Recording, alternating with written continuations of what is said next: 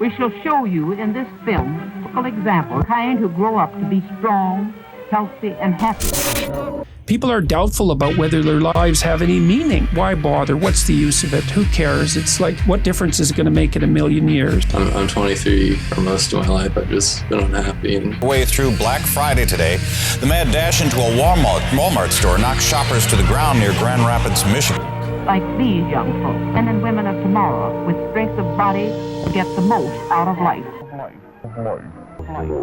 What if we got it wrong? Self-improvement and happiness this year. How happy do you think you are? Only 14% of American adults reported being very happy. Symptoms of anxiety or depression in a U.S. Census survey rose nearly 300%. What if the happiness we want is not only wrong, but a trap? Many of us go through life with the feeling of missing the party. Like happiness is one step, one breath, 1 second from being ours. So close, yet so far out of reach. We spend so much time and energy watching others live what seems like happier lives. We watch our family and friends achieve these great accomplishments. All the while, we feel stuck. Our lives never changing, never evolving, always stagnant, never happy. When I was young, I felt like life was infinite. Everything was possible. How no dream was too small, no mountain too tall, no path too long. As I've gotten older, life seems to be much harder.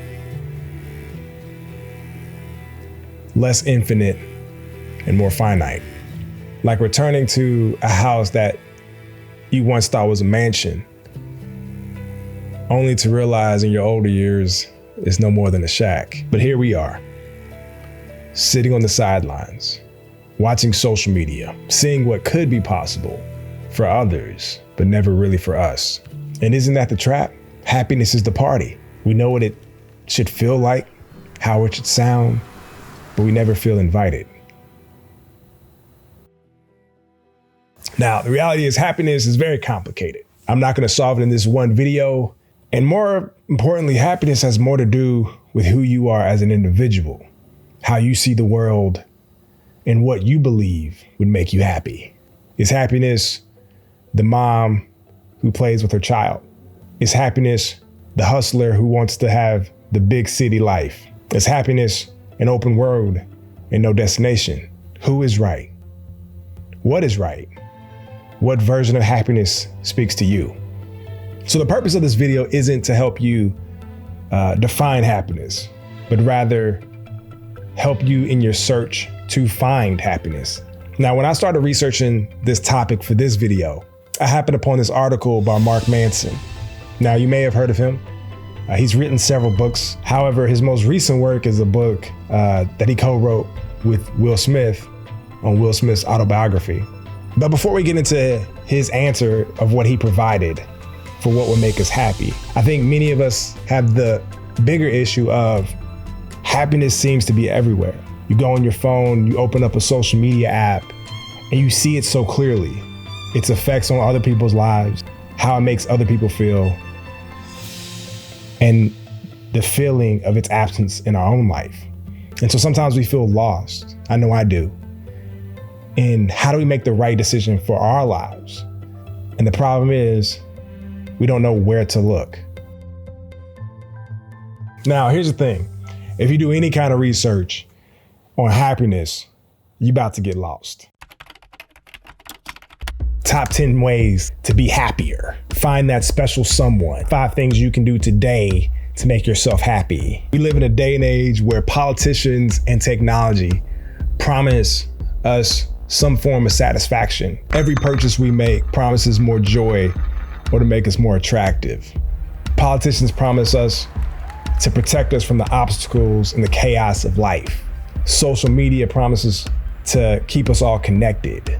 Let's be honest, none of these things provide the sense of satisfaction, the joy, and the peace of mind that they promise. We read books, Google articles, watch YouTube videos, listen to podcasts, all telling us we can be happier, healthier, more attractive, and live a better life. With so many options out there, where does one look? Who's right? What do we need to do? What's the right question? So what is the right question? And how do we get the right answer? Well, this brings me back to the Mark Manson article that I mentioned earlier. Now, in this article about Mark Manson, he talks about how many of us, myself included, have this viewpoint that happiness is equal to pleasure. Now, I don't want to butcher what he said in this article, so I'm gonna read it. And what he says is, it's not finishing the marathon that makes us happy. It's achieving difficult, long-term goals that does. It's not having an awesome kid to show off that makes us happy. It's knowing that you gave yourself up to the growth of another human being. It's not the prestige and money from the new business that makes you happy. It's the process of overcoming all the odds with people you care about. And this is the reason that trying to be happy inevitably will make you unhappy. Because to try to be happy implies that you're not already inhabiting your ideal self. You're not aligned with the qualities of who you wish to be. After all, if you were acting out your ideal self, then you wouldn't feel the need to try to be happy. So instead of us chasing happy thoughts and feelings, let's start creating a rich and meaningful life. End quote.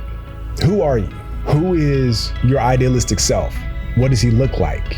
Life is so complex and the journey can be difficult. Are you living intentionally? Are the decisions you make today leading to the person you wish to be tomorrow? So let's take that next step, that next chapter about finding that purpose. So if you're ready, let's watch this and go on this journey together. Until next time, peace.